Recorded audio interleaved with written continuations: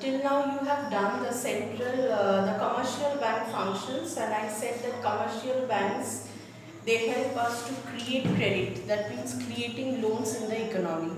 Now central, and they all do all the stuffs that will increase their profit.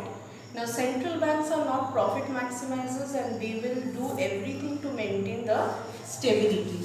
So central bank maintains stability in the economy. Now I am giving you one example of stability. What does it mean? It means that the economy is in the state of equilibrium. So equilibrium is such a situation from where the economy does not want to deviate. So central bank just looks at whether the stability or equilibrium within the economy is maintained or not. Now if an economy falls outside the equilibrium due to some problem or some momentary temporary changes, then the central bank will try to bring the economy back to that equilibrium. Now here I am giving one example. You are already accustomed to this. This downward sloping curve is known as the demand curve, and the upward sloping is known as the supply curve. At this point where market demand is equal to market supply, that is the position where we say that the market is in equilibrium. That means whatever is demanded, that much is supplied, and the corresponding price level is known as the equilibrium price. So the economy will want to stick to this situation and maintain this price level. Now if certain temporary changes arises, the price level, how will you understand that whether the economy is out of the equilibrium? Suppose if the price level goes up, let it be P1. So that means the price has increased and the equilibrium is not maintained now. How can you understand equilibrium is not maintained? Because the demand curve is sloping this side. So demand is this much in the economy, and the corresponding supply at the increased price level is this much. You all know that when price rises, suppliers become more interested to supply, but demanders or customers, they decrease their consumption level. Now it can also happen the other way around. If the price falls, that means again the equilibrium is hampered. When the price falls, see that suppliers are getting less price for their products, so they will be supplying less amount. But demanders, we as customers, we prefer to buy things when the price is less. So at lesser price, the demand curve is this, and the corresponding quantity demand is over here.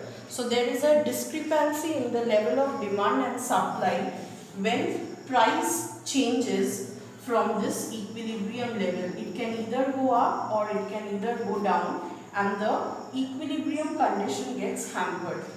Now this means that here the stability of the economy is lost, and central bank tries to bring back the stability. Means this is only one example. We are talking about only price. So when central bank maintains stability, means it tries to bring the economy back to equilibrium. Means here central bank will try to bring the price back to its original level and remove all the small temporary changes that occurred in the price level. Now how this price level have changed? What led to the change of this price level? Why price has gone up or down? Now in the last class what I said is commercial banks are the creators of loan. So loan or credit, suppose, is increased by the commercial bank. They are giving more loans now. So automatically the money supply or the amount of money with the non-bank public will be much more.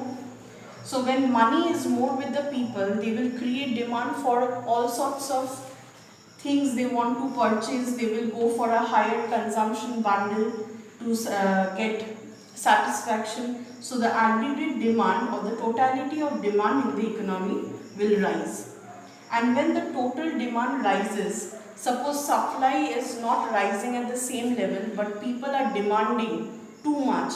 So if the supply is less and the demand is very high for a product, then price level automatically rises in order to bring a cut down in the level of demand. So this price level rise is also known as inflation,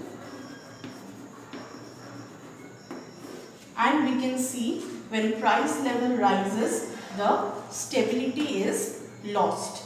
Now why we call the stability is lost? Why this increase in price level is a problem?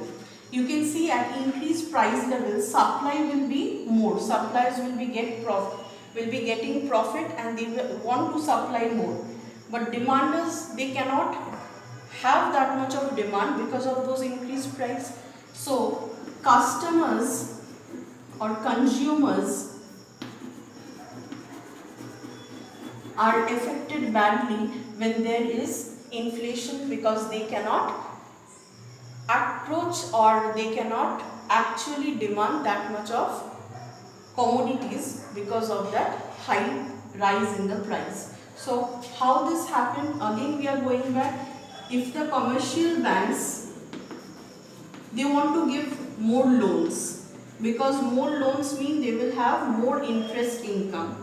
So when loan increases, money supply increases, people have more money at hand, aggregate or totality of demand increases, and that puts a pressure on the price, and the price slowly spirals upward, which causes an increase in price level, which is known as the problem of inflation.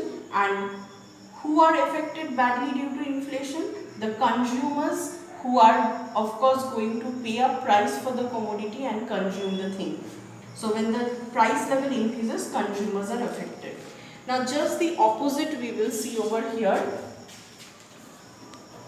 If the commercial bank, for example, there can be many reasons. Suppose the central bank have asked them not to give loan, or they don't have enough money to create that much of loan. They don't have deposit from the people.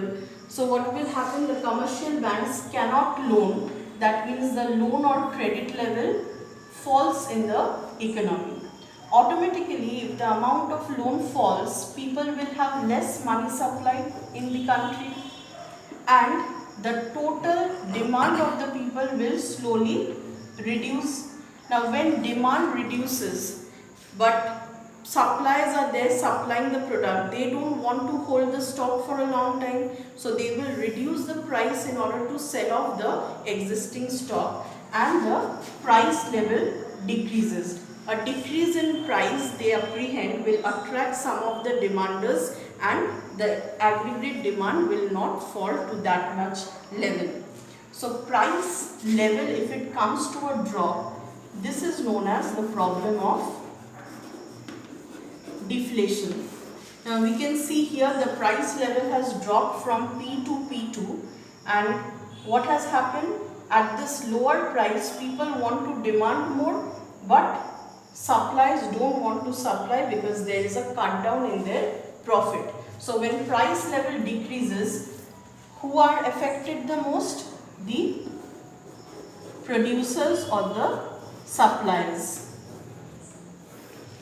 So inflation is a consumer's problem and deflation is the problem for the producers. And consumers and producers both are very important economic agents. Now why consumers are important? Because whatever the suppliers are supplying, if we don't buy, then there will be no business or any economic activity. And why producers are important? Suppose we have unlimited wants, but who will satisfy us by delivering of the products? The producers. So if there is a cut down in the profit, if there is a price level decrease or deflation, producers are hampered, so they will be not interested to produce and supply, so we will not get the necessary commodities which we want, and If the price level increases, it will give rise to inflation and cause the consumer problem. So if consumers are burdened, they will not demand so much of product and the suppliers will be unable to sell their stock of goods. So central bank, according to central bank, these two are the important agents. So it has to satisfy, the economy should be in such a condition that it will satisfy both the consumers and the producers. No one should face the problem for a long time. That means inflation and deflation cannot continue for a long time. So price level has to be brought back to its equilibrium position and central bank tries to attain that stability. So now it is clear that when commercial banks loan either increases or its loan amount either decreases, it brings about two problems, that is inflation and deflation. So in one problem you can see price level increases and customers are burdened, consumers problem. On the other, when price level decreases, it is producers problem.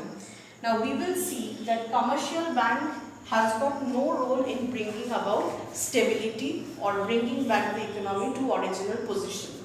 It only can create credit, that means it can only create loan.